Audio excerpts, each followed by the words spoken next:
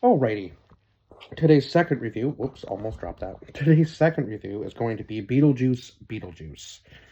And I know the third one is coming. Now, unfortunately, uh, I don't know if we'll.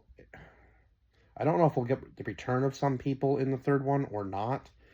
Now, obviously, for certain reasons, there were people that didn't appear in this film that I didn't even know before watching this again, and I was like, wow, like, kind of crazy. But anyway, I still do enjoy the first movie. Like, the first movie is a little bit better than this one, I would say. This movie still had its moments, and I think Michael Keaton killed it with uh with the Beetlejuice voice, like being out of like 30 years, um, is crazy to not do a character. And it was actually, I think, a little bit more than that, really, because when did this movie, was this 2024, 2023 when it came out? It was one of those. I think it might have been 2024. But yeah, 1988 was the first movie, so 30 years would have been, yeah, 2018. So yeah, over 30 years before a second movie, which is nuts. And for the sequel to be as good as it was, I think really shows that these kind of movies do stand the test of time. And I really hope we do get the third one, in a shorter matter of time, but like, do it proper. Because yeah, we need the trilogy, right? So it has to be Tim Burton who directs it. So yeah, and unfortunately, Catherine O'Hara, who was in this movie, passed away earlier this year. So unfortunately, she won't be in it, which is a huge bummer because she was a big part of these movies, um, and just added so much to it. So yeah, it is unfortunate she won't be in it, and I don't know how they're going to write her character out. But I hope they do it justice, when they do have to write her out. So we will go over the cast list because there is a lot to go through. Um, yeah, pretty big cast for this sequel. Obviously, some returning characters and some new ones as well. So we will go over it now. Michael Keaton, who played Beetlejuice, or Beetlegeist. Now, I believe that's German, if I'm not mistaken. I could be wrong. Don't quote me on that. But I believe it is German. Um, Winona Ryder, who played Lydia, or who plays Lydia. Catherine O'Hara, who played Delia. Jenna Ortega, who played Astrid. Justin Thoreau, who played Rory. Oh, that was Lydia's new boyfriend. Willem Dafoe, who played Jackson, who was an actor. Um, yeah, an actor who was pretending to be a cop in like the Land of the Dead, I think is what they called it. Is what they call the underworld in this film. Um, Monica Bellucci, who played Dolores. Arthur Conti, who played Jeremy, who was, again, like a new character.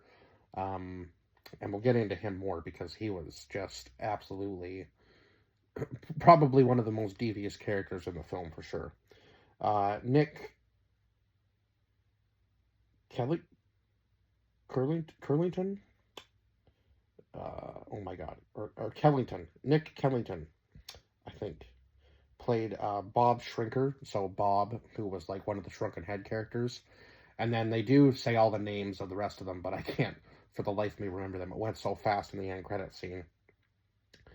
Bern Gorman, who played Father Damien, and Danny DeVito, who was the janitor, and then Santiago Cabrera, who played Richard, um, who was actually Lydia's ex, who had died, Lydia's ex, and obviously Astrid's father, who had died in the Amazon when he was on an adventure. He seemed like quite a bit of a traveler, and then of course Delia had lost her husband Charles when he was coming back from his bird watching expedition.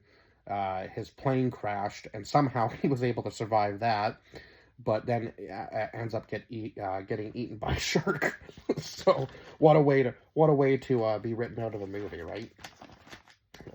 But yeah, obviously there were reasons he couldn't return, which is unfortunate, but yeah, because he was a pretty big part of the first movie as well. But um, yeah, I'll let you look that one up for yourselves, just because, yeah, it's kind of wild. So yeah, Lydia, who seems to have like a pretty good career as a host of her own TV show called Ghost House, where she goes to like uh, uh, I guess up in different people's houses and like tries to, is it exorcise the demon from their house or from the person? I guess from the house, really. I guess it shows more about like exorcising the demon from the house. Um, but we've come to find out that uh, she seems to still be plagued by visions of Beetlejuice, or at least visions of Beetlejuice are returning, right? Um, so yeah, Lydia's father has passed away after being in a plane crash eaten by a shark. Again, what a way to go out. Now they did have him in like the underworld, I guess, or the land of the dead, I think is what they called it, right? Um, Now obviously it was like somebody else playing that part, like the body double or whatever. But yeah, the CGI in this movie was just phenomenal. Like it was almost like re-stepping back into like the 1988 film. Like that's just what it felt like. Um, just a little bit more obviously polished because it's so much newer, right? But yeah, still kind of like the goofy, cartoony looking characters. But yeah, I feel like a lot of this might have been like obviously the makeup is practical, right? So I feel like some of it might have been practical effects, which just adds to the film so much more.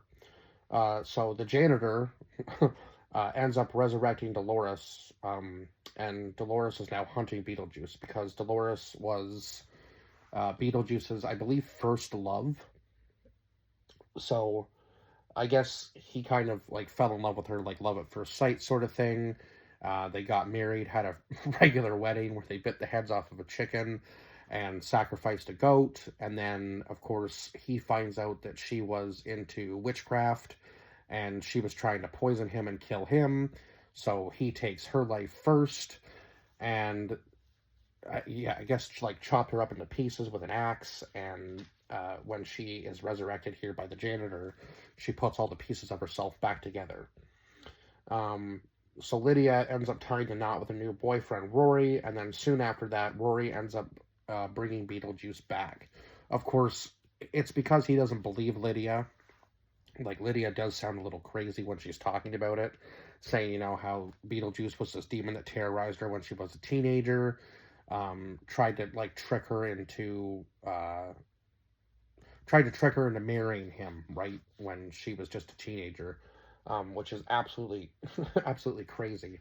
Um, but I guess because he's a demon, right? He just wants to. Yeah, I can't remember the exact reason why he was trying to get her to marry him in the first movie. There was some sort of deal that he had made with her, and that was part of the deal that I guess he tricked her into or whatever without her even really realizing it, and she ends up being able to escape it. But yeah, it was just kind of such a crazy deal to make at such a young age, especially with somebody from another world, um, or the underworld, I guess you could say, right? So Astrid ends up finding this friend.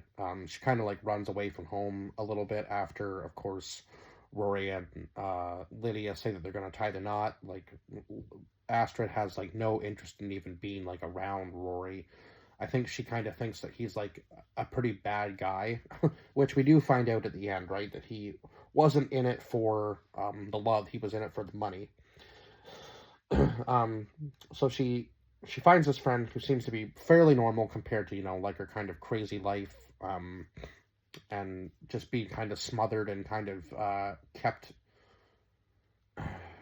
almost like in a cage essentially. And she just wants to be able to talk about her father, but every time she talks about it, Lydia kind of just shuts it down, right? Like doesn't really want to bring it up or anything, which is kind of crazy because you would think that you would want your child to know as much about their other parent as possible, especially when he was a good guy and seemed to be very close with Astrid. Um, like a lot of what she like dressed up as for Halloween was like inspired by him. So yeah, they seemed pretty close when she was younger, and then of course she loses him, and Lydia just doesn't want to talk about anything at all. Like just kind of like keeping it in is never keeping that kind of stuff bottled up is never a good idea because it's just going to cause a rift between the family, right? Um, so yeah, she's able to comfortably talk about her father with this new friend. Um, but eventually, when she goes to kiss him, and he says, not to be scared or whatever, but he's actually dead. And she goes, "Oh my God! Like my mom was right. Ghosts are real. I can't believe that I didn't, listen to her when I was younger." Um, and kind of just like threw her under the bus for being like just a crazy mom who was kind of just talking nonsense. So of course, um, who was it? What was his? Yeah, I wish I could. Yeah, I'm gonna get his name here. So Jeremy tells her that that Astrid can see her father again if she reads this incantation and they go into the land of the dead. Which is never something you should listen to um, when dealing with a ghost, or any entity or spirit or so on and so forth, because they probably have something else up their sleeve, right? So then, of course, Lydia has to agree to marry Beetlejuice again in order to um, save her daughter. But because I guess Beetlejuice breached the contract of bringing Lydia into the land of the dead without her like consent or permission, that he ended up breaching the contract, and of course they were there illegally. So now we've got everybody basically hunting the two of them down, and of course Jeremy ends up telling her that he's betrayed Astrid, and that she's going to the soul train now because she has traded her soul for his in order for him to go back into the land of the living, which is just absolutely just like diabolical. Like, why would you do that to somebody who, truly seems to care about you and just wants to see their father and, you know, do good in the world, sort of thing. Um, so yeah, of course, Beetlejuice agrees to it after Lydia says that she'll marry him, but of course he brings her back into um, the land of the dead without, I guess, consent or permission, or yeah, like a breach of contract thing, right? He brought her back in illegally. Um, so Delia ends up dying after she was bitten by the snakes. She got to perform some sort of like ceremony at her husband's grave. Now, I guess they were supposed to be defanged and not poisonous, but she ends up going to the land of the dead. And at the end, I think it's her and her husband that end up going onto the soul train because they know that they're not coming back, right? So just absolutely crazy, a crazy way for Delia to be written out of the movie. But I feel like she would have had a part in the Land of the Dead in the third one for sure. Because in the little post-credit scene, um, Lydia Lydia is able to avoid her marriage with Beetlejuice once again. And then in a little post-credit scene, Lydia has a dream of Beetlejuice. Actually, it starts out in the hospital with Astrid being pregnant and giving birth to like Beetlejuice's kid. And then she wakes up from one of her dreams, and Beetlejuice is sitting there beside her, going, "Wow, I just had the craziest dream." And then she wakes up from that dream, and she's like, "Oh no, he's still there. Like he's still somewhat there." So yeah, it's going to be an interesting third movie for sure, because I feel like eventually it's going to get to the point where Beetlejuice kind of just keeps growing stronger each time he makes a connection with somebody. So that's how I kind of feel the third film is going to go, that Beetlejuice is just going to be so strong that Lydia might not be able to get out of this one again. Like, how many loopholes can you find before you can't find any loopholes, and Beetlejuice actually has enough power to just kind of take complete control, right? I feel like that's probably what is going to happen. So we'll see. But yeah, I feel like that would be the direction the third film should probably take. But yeah, soundtrack absolutely phenomenal. Visuals were great. The Return of the Sandworms were perfect, and the whole meme battle between that and Dune when it came out, saying, like, we had the sandworms first sort of thing, was just absolutely hilarious. Um, so yeah, just just hilarious all the way around. Like a really good feel good movie, and yeah, one you can sit down with your whole family and watch. I think, like, obviously there's the adult jokes in it, but I feel like, yeah, it's a movie for the family. Um, so yeah, it's one of those like comedy horror movies where it doesn't have like any like serious jump scares, but yeah, it's just a feel good fun movie. Both of them are really. Um, so yeah, I can't wait for when the third one is finally, complete and released. I don't know when that's going to happen because right now it still says it's in pre-production, so it's probably going to be a while. But I hope they get the same kind of cast, or at least a lot of the same cast members they had from this one in the third one, because otherwise I just feel like it's not going to work. It's not going to flow as well as it did, and they need to do that. So yeah, for a film like this, when you've waited over 30 years to do the second one, and now you're going to do the trilogy, it needs to be perfect. But I feel like Tim Burton isn't going to mess around on a movie like this, especially after waiting 30 plus years to do a sequel. So yeah, um, hopefully we're not waiting another 30 years, because I do not want to be 62 when I'm watching Beetlejuice 3. That's for sure. So yeah, that's it for this review. I will see you guys in the next one. Bye bye for now.